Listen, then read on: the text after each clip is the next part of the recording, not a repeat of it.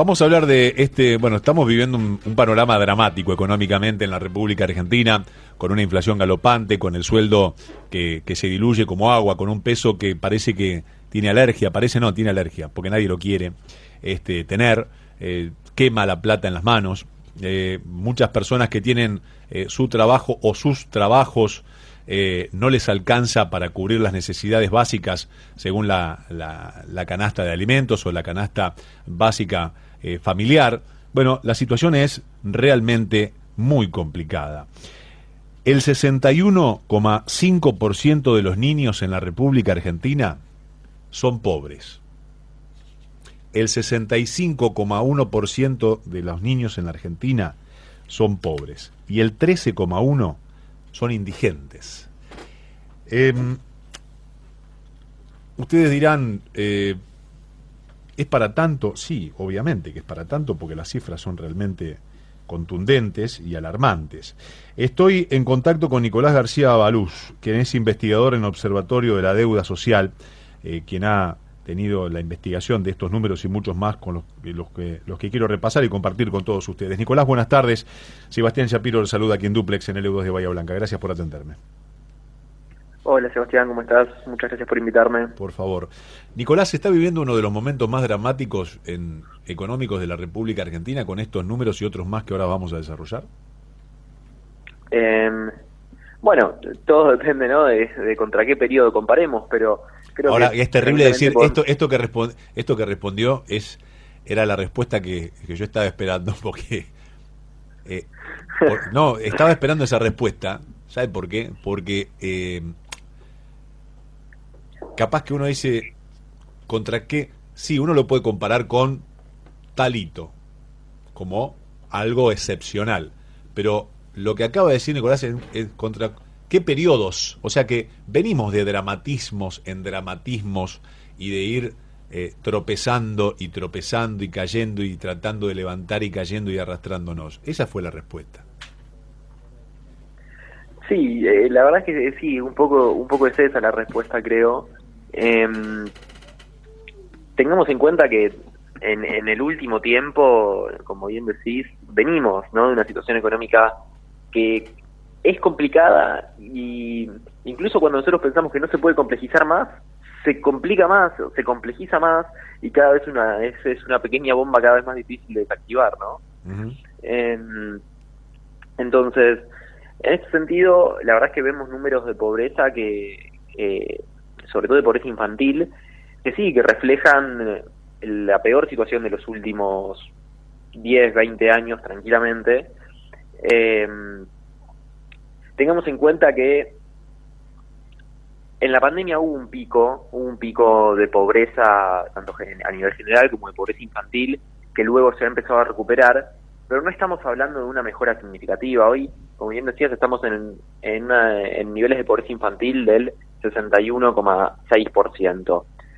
En pandemia esto ha llegado a ser en el 2021, ¿sí? Del 64,9%, 65% para redondear. Vemos una mejora de unos pequeños puntos porcentuales, pero consistentemente desde el año 2020 que no logramos perforar el piso del 60% de niños pobres. O sea que hace más de 3 años que tenemos 6 de cada 10 de los niños en el país pobres. Y como bien contabas, 13% de estos niños, sí, o sea, casi 1 de cada 6 niños son indigentes. ¿Qué implica que sean indigentes hoy en día? Implica que no pueden llegar a los requerimientos básicos o sea, no pueden llegar a un ingreso monetario para lograr alcanzar la canasta básica alimentaria, es decir, sus requerimientos calóricos básicos para desarrollarse en su día a día. Uh-huh. Entonces, estamos frente a una situación que es realmente alarmante, que es realmente grave, ¿no? Más allá de los indicadores... Sí, adelante, más allá de... Más allá de los indicadores monetarios, igual creo que desde el observatorio tenemos la ventaja de contar con otras mediciones que nos permiten comprender esto de una manera un poco más integral, porque sabemos que los indicadores monetarios son fundamentalmente susceptibles a transferencias de ingreso, a variaciones de ingreso de un mes al otro, ¿no? Ahora, hay cuestiones más estructurales como el índice que tenemos nosotros de inseguridad alimentaria, que releva justamente qué proporción de niños en los últimos 12 meses han tenido que o reducir su porción de alimentos o incluso han pasado hambre. Niños que dicen haber pasado hambre en el último año, bueno, cuando miramos este número estamos hablando de arriba del 30% de los niños del país. O sea, estamos hablando de más de 4 millones de niños que declaran que durante 2022 pasaron hambre o que tuvieron que dejar de comer porque en sus hogares no había dinero suficiente para comprar alimentos. ¿Podemos hacer un resumen de niños, adolescentes que en diferentes actividades? Yo acá tengo un desglose que han hecho ustedes y me gustaría que Nicolás lo comparta con toda la audiencia. Sí, bien, creo que un poco, o sea, hablando de indicadores generales, tenemos estos dos grandes indicadores que yo les comentaba recién, inseguridad alimentaria y pobreza, pero que, como bien decía, el informe es muy amplio, sí, abarcamos muchas dimensiones. Hemos visto distintos déficits en lo que respecta a, por ejemplo, la cobertura de salud. Hoy en día tenemos aproximadamente un 20% de niños que no se han hecho controles médicos en el último año, y cuando hablamos de controles médicos, hablamos de controles médicos de rutina, ¿ok? No hablamos de ir al médico por alguna situación de enfermedad, no, simplemente controles médicos de rutina que sabemos que son muy importantes en la vida de los niños. Uh-huh. Otro indicador, perdón, otro indicador en este espacio es lo que es la cobertura de salud, ¿sí? Que quizás no es un indicador de déficit, sino un indicador más de un desafío que tiene el Estado, que es que cada vez hay una parte mayor de la población que se vuelca al sistema público de salud. Eso implica que cada vez el Estado, mediante los hospitales públicos y mediante el sistema estatal de salud, debe absorber y contener a mayor proporción de la población. En un contexto en el que, como bien te decía, tenemos 20% de los chicos sin controles de salud. Bien, ahora, en lo que respecta a educación, que es un tema que para nosotros es muy relevante porque va muy de la mano con, sobre todo, el futuro, ¿no? Lo que vemos es que, si bien las tendencias de déficit escolar se mantienen relativamente estables en la década, en los últimos años, desde el 2020 y con la pandemia, hemos visto un gran aumento del déficit en lo que nosotros denominamos la oferta educativa. ¿A qué me refiero con la oferta educativa? Bueno, con las materias, más allá de lo clásico, sí, de lengua, literatura, matemáticas, ciencias naturales que tienen chicos en colegios, sino las materias que son idioma extranjero, enseñanza de educación física, enseñanza de computación.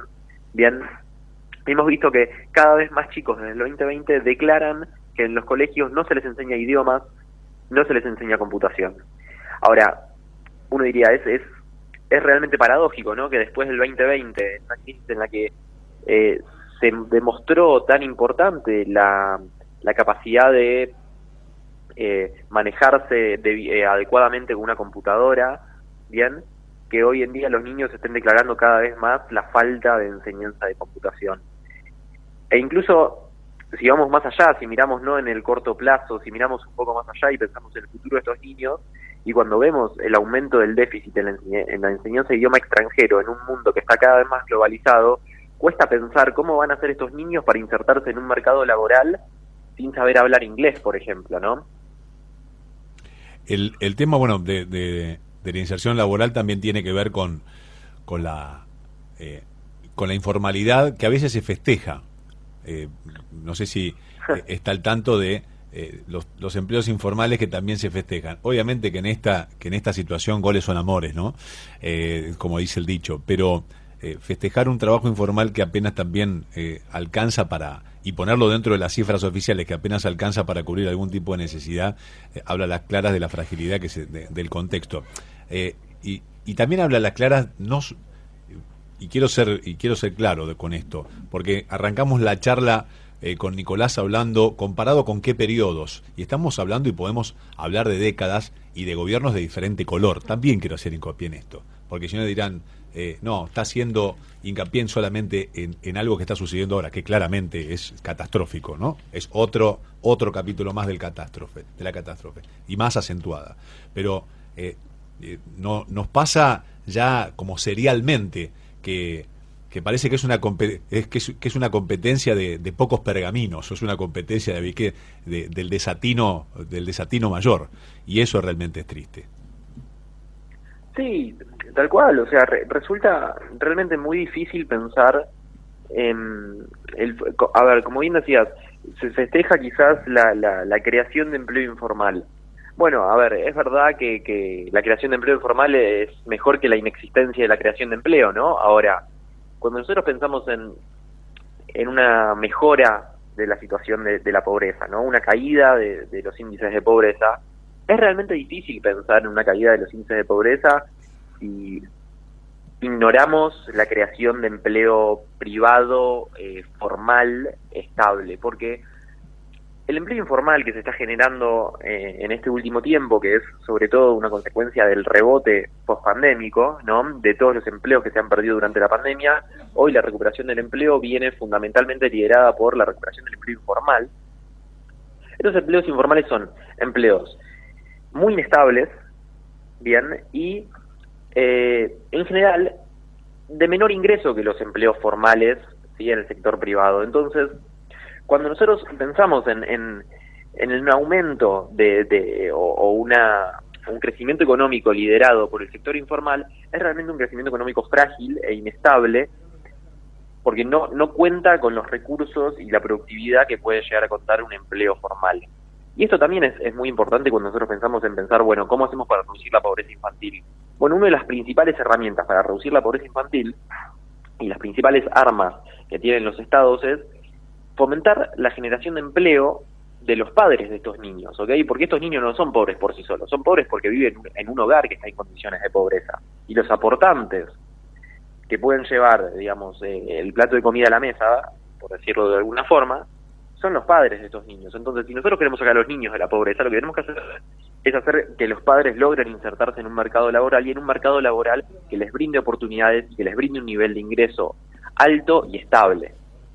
Tal cual. Nicolás, gracias por atenderme y por este panorama, lamentablemente dramático, pero hay que decir las verdades de lo que se vive. Tal cual. Muchísimas gracias. Por favor. Nicolás García Balús es investigador en el Observatorio de la Deuda Social, hablando sobre estos, te vuelvo a recordar, dos números importantes. El 61,5% de los niños son pobres en la República Argentina y el 13,1% es indigente. En un país que tiene un potencial, no digo que después hay que llevarlo a cabo, para darle de comer a 400 millones de personas y no podemos darle de comer a los nuestros. Vergüenza nacional.